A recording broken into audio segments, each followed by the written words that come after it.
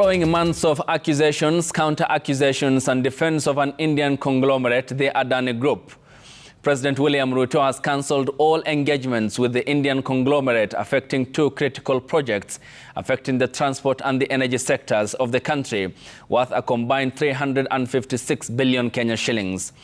Addressing a joint sitting of the bicameral parliament, the head of state has cancelled the Jomo Kenyatta International Airport expansion project, which was at an advanced stage of consideration by the state. He has also ended the building of the electricity transmission lines by the Adani Group, a project that was to cost 95 billion Kenya shillings in a public-private partnership arrangement. The president attributed his decision to the new information received from partner states, now directing the two ministries to move with speed and identify alternative partners to execute the projects, as Stephen Leto now reports, who attended the proceedings in Parliament yesterday, and now details in the following report.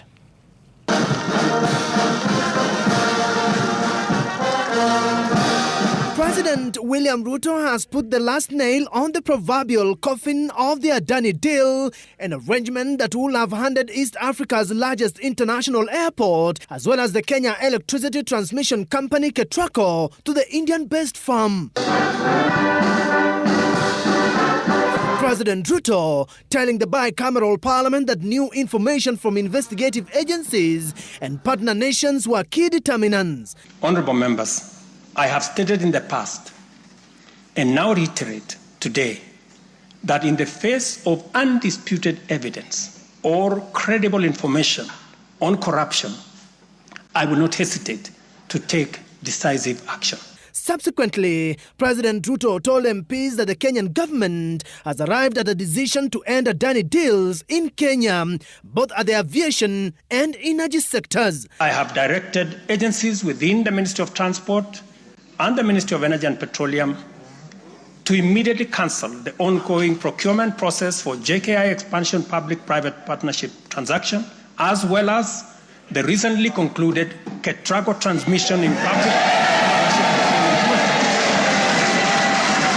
The Adani deals were already facing parliamentary scrutiny, with the Public Investment Committee on Commercial Affairs bringing in Auditor General Nancy Gathungu to conduct a forensic audit Thursday morning, hours before the president delivered his State of the Nation address. Energy CS Opiyo Wandayi had appeared to lean towards continuation of the Adani KETRACO deal, despite indictments in bribery and corruption in America. The second limb of that question is, could these bribery or corruption claims have a bearing on our own process? To my knowledge, Honorable Chair, there has been no case of corruption or bribery insofar as this PIP of Adani Energy Solutions is concerned. And immediately commence the process of onboarding alternative partners, because these are important projects. Honorable members, the work of taking our nation forward is our collective responsibility as citizens. For this reason, we value the contribution of all, whether they come in the form of support or encouragement, suggestion or proposal, criticism or protest. The president defended the Adani KETRACO deals in October, with ODM leader and AUC candidate Raila Odinga having defended the deals a few days before the president. The Adani Group are investing in the transmission line. Their money, 95 billion.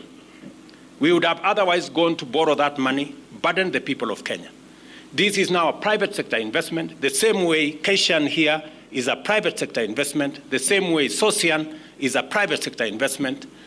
We will pay for that transmission line using a wheeling charge that has been negotiated. Adani company conglomerate is worth over $200 billion. It cannot be an Adani gate. Deal with issues as they are. If some people have made mistakes, let them own up that they made some mistakes. But do not begin to condemn innocent.